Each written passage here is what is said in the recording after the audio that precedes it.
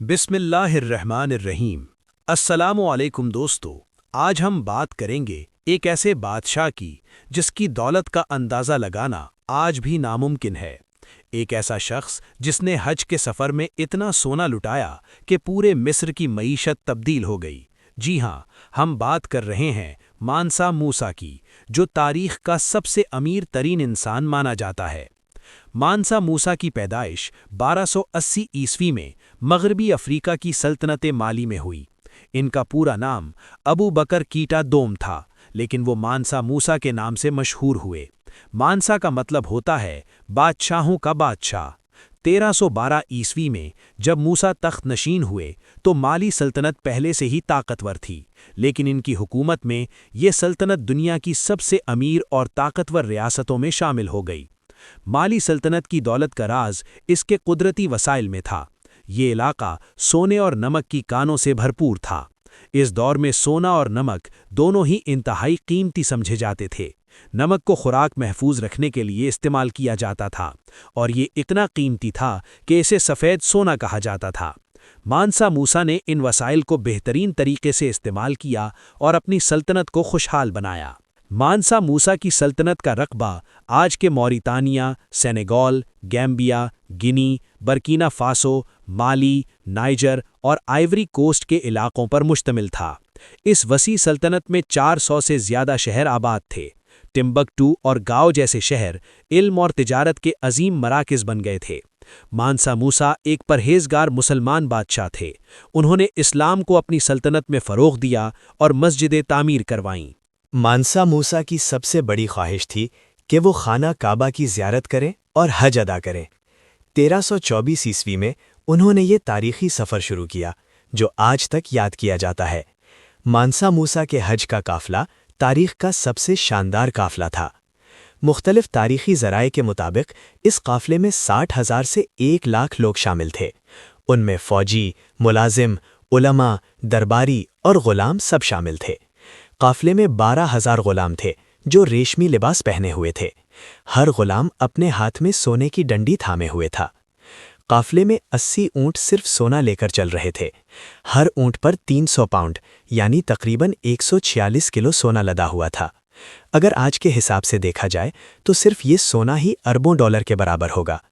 इसके अलावा ऊँटों पर खुराक, कपड़े और दीगर सामान भी था। ये काफ़िला माली से निकलकर सहराए सहारा को अबूर करते हुए मिस्र पहुंचा। ये सफ़र तकरीबन 4000 मील का था। रास्ते में जिस भी इलाके से गुजरते, मानसा मूसा वहाँ सोना तकसीम करते। वो गरीबों को खैरात देते, मस्जिदें बनवाते और उलमा को इनाम देते। उनकी सखावत की दास्तानें पूरे रास्ते में मशहूर हो गईं। जब ये काफ़िला काहिरा पहुंचा तो पूरे शहर में हलचल मच गई। मिस्री हुक्मरान अल-मलिक अन-नासिर ने मानसा मूसा का शानदार इस्तकबाल किया।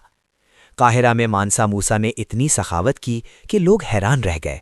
वो रास्ते में मिलने वाले हर शख्स को सोने के सिक्के देते। उन्होंने उलमा, फ़कीहों और सूफिया को बेशुमार सोना दिया।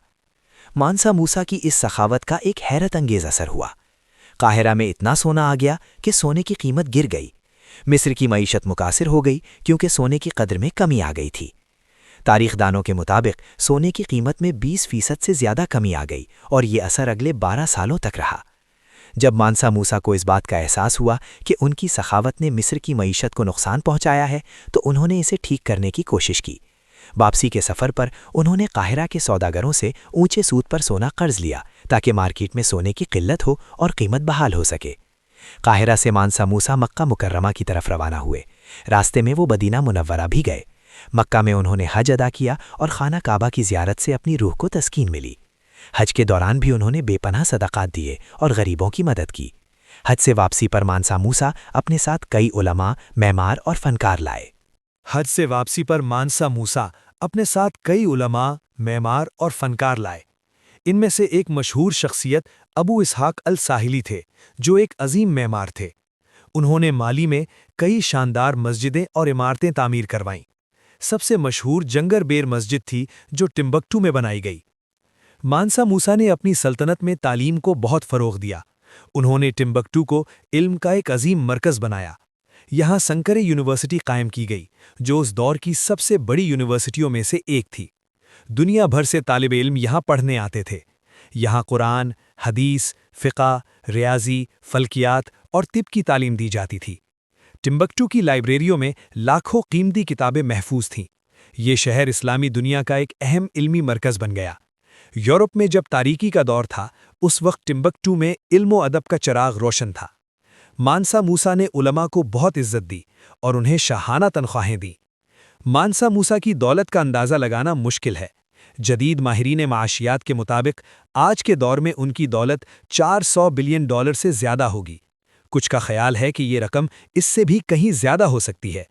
ان کا شمار تاریخ کے امیر ترین لوگوں میں ہوتا ہے، یہاں تک کہ بل گیٹس اور ایلن مسک جیسے لوگ بھی ان کے مقابلے میں کہیں پیچھے ہیں۔ مانسا موسیٰ صرف امیر ہی نہیں بلکہ ایک دانشمند حکمران بھی تھے۔ انہوں نے اپنی سلطنت میں امن و امان قائم رکھا، تجارت کو فروغ دیا اور تاجروں کی حفاظت کا انتظام کیا۔ ان کے دور میں تجارتی قافلے محفوظ طریقے سے سفر کرتے تھے۔ مالی، سونے اور نمک کی تجارت کا سب سے بڑا مرکز بن گیا۔ مانسا موسیٰ نے انصاف کے نظام کو بہتر بنایا۔ انہوں نے شریعت کے مطابق قوانین نافذ کیے، لوگوں کے حقوق کا تحفظ کیا گیا۔ ان کے دور میں ظلم اور ناانصافی کم ہوئی۔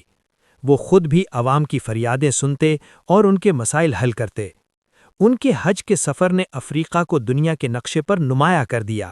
یورپ میں لوگوں کو پتہ چلا کہ افریقہ میں کتنی بڑی اور امیر سلطنتیں ہیں۔ 1375 میں بنے ہوئے یورپی نقشوں میں مانسا موسیٰ کو سونے کا تاج پہنے ہوئے دکھایا گیا ہے۔ مانسا موسیٰ کی حکومت 1337 عیسوی تک جاری رہی۔ 25 سال کی شاندار حکمرانی کے بعد ان کا انتقال ہوا۔ مانسا موسیٰ کی میراث آج بھی زندہ ہے۔ ان کی تعمیر کردہ مسجدیں آج بھی موجود ہیں۔ ٹمبکٹو کی لائبریریوں میں قدیم مخطوطات محفوظ ہیں جو اسلامی تہذیب کا قیمتی ورثہ ہے۔ ان کی زندگی سے ملنے والا سب سے بڑا سبق یہ ہے کہ دولت کی اصل قدر اسے اللہ کی راہ میں خرچ کرنے میں ہے۔ مانسا موسیٰ نے اپنی دولت کو صرف اپنے پاس نہیں رکھا بلکہ اسے علم، تعلیم اور لوگوں کی بھلائی میں خرچ کیا۔ یہی وجہ ہے کہ آج سینکڑوں سال بعد بھی ان کا نام عزت سے لیا جاتا ہے۔ آج کے دور میں جب ہم دولت مندوں کو دیکھتے ہیں تو ان میں سے کتنے ہیں جو مانسا موسیٰ کی طرح سخی ہیں؟ مانسا موسیٰ کی زندگی ہمیں یاد دلاتی ہے کہ دولت ایک امانت ہے جس کا حساب ہمیں اللہ کے سامنے دینا ہے۔ حقیقی عظمت دولت میں نہیں بلکہ اس کے صحیح استعمال میں ہے۔ جزاک اللہ خیر۔